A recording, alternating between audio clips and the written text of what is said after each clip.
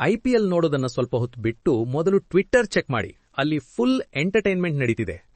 ಈ ಜಗತ್ತಿನಲ್ಲಿ ಅವಮಾನ ಮಾಡಿಕೊಳ್ಳೋಕೆ ಅಂತಾನೆ ಯಾರಾದ್ರೂ ಹುಟ್ಟಿದ್ರೆ ಅದು ಪಾಕಿಸ್ತಾನದವರು. ಇಲ್ಲಿ ಅಮೆರಿಕಾದ ಜೊತೆ ದೊಡ್ಡ ಕಾಮಿಡಿಯಾಗಿದೆ. ಪಾಕಿಸ್ತಾನದ ಪಾಲಿಗೆ ಇದು ದೊಡ್ಡ ಟ್ರಾಜಿಡಿ. ಆಗಿರೋದಿಷ್ಟೇ, ಪಾಕಿಸ್ತಾನ ತನ್ನ ಮಾನ ತಾನೇ ಹರಾಜ್ ಹಾಕ್ಕೊಂಡಿದೆ. ಇದರಿಂದ ಅಮೆರಿಕಾದ ಸೀಕ್ರೆಟ್ ಪ್ಲಾನ್ ಇಡೀ ಪ್ರಪಂಚಕ್ಕೆ ಲೀಕ್ ಆಗ್ಬಿಟ್ಟಿದೆ. ಕಥೆ ಏನಪ್ಪಾ ಅಂದ್ರೆ, ಅಮೆರಿಕ ಅಂದ್ರೆ ಟ್ರಂಪ್ ಇರಾನ್ ಜೊತೆ ಕಿರಿಕ್ ಮಾಡ್ಕೊಂಡಿತ್ತು. ಜೋಶ್ನಲ್ಲಿ ಟ್ರಂಪ್ ಧಮ್ಕಿ ಏನೋ ಹಾಕ್ಬಿಟ್ರು. ಆದ್ರೆ ಇರಾನ್ ತಿರುಗಿ ಬಿದ್ದಾಗ ಟ್ರಂಪ್ಗೆ ಭಯ ಶುರುವಾಯ್ತು.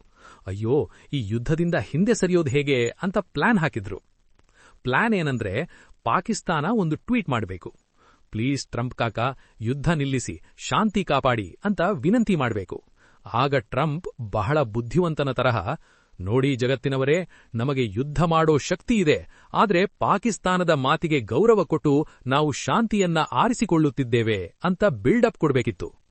ಈ ಪ್ಲಾನ್ ಪ್ರಕಾರ ಅಮೆರಿಕಾದವರು ಪಾಕಿಸ್ತಾನದ ಪ್ರಧಾನಿ ಶೆಹಬಾಜ್ ಶರೀಫ್ಗೆ ಒಂದು ಮೆಸೇಜ್ ಕಳಿಸಿದ್ರು. ಬ್ರದರ್, ಇದನ್ನ ಹಾಗೆಯೇ ಟ್ವೀಟ್ ಮಾಡು, ಆಮೇಲೆ ನಾವು ಯುದ್ಧ ನಿಲ್ಲಿಸ್ತೀವಿ ಅಂತ ಹೇಳಿದ್ರು. ಆದ್ರೆ ಪಾಕಿಸ್ತಾನದವರಿಗೆ ಅಷ್ಟೊಂದು ಬುದ್ಧಿ ಇದ್ದಿದ್ರೆ ಈ ಗತಿ ಬರ್ತಿತ್ತಾ? ಶರೀಫ್ ಸಾಹೇಬ್ರು ಏನ್ ಮಾಡಿದ್ರು ಗೊತ್ತಾ? ಟ್ರಂಪ್ ಕಡೆಯಿಂದ ಮೆಸೇಜ್ ಬಂದಿದ್ದೇ ತಡ ಅದನ್ನ ಓದದೆ, ಯೋಚನೆ ಮಾಡದೆ ಹಾಗೆಯೇ ಕಾಪಿ ಪೇಸ್ಟ್ ಮಾಡ್ಬಿಟ್ರು. ಅಂದ್ರೆ ಮೆಸೇಜ್ನಲ್ಲಿ ನೀವು ಇದನ್ನ ಪೋಸ್ಟ್ ಮಾಡಿ ಅನ್ನೋ ಸೂಚನೆ ಏನಿತ್ತೋ ಅದನ್ನ ಸೇರಿಸಿ ಪೋಸ್ಟ್ ಮಾಡ್ಬಿಟ್ಟಿದ್ದಾರೆ. ಇಡೀ ಜಗತ್ತಿಗೆ ಗೊತ್ತಾಗಿ ಹೋಯ್ತು, ಇದು ಪಾಕಿಸ್ತಾನ ಮಾಡಿರೋ ವಿನಂತಿಯಲ್ಲ, ಬದಲಾಗಿ ಅಮೆರಿಕಾದವರೇ ಬರೆದುಕೊಟ್ಟಿರೋ ಸ್ಕ್ರಿಪ್ಟ್ ಅಂತ. ಈಗ ಇಡೀ ಜಗತ್ತು ಇವರನ್ನ ನೋಡಿ ನಗ್ತಿದೆ. ಟ್ರಂಪ್ಗೆ ಅಯ್ಯೋ, ಯಾರಿಗ್ ಹೋಗಿ ಸಹಾಯ ಕೇಳಿದ್ನಪ್ಪ ಅಂತ ಆಗಿದೆ.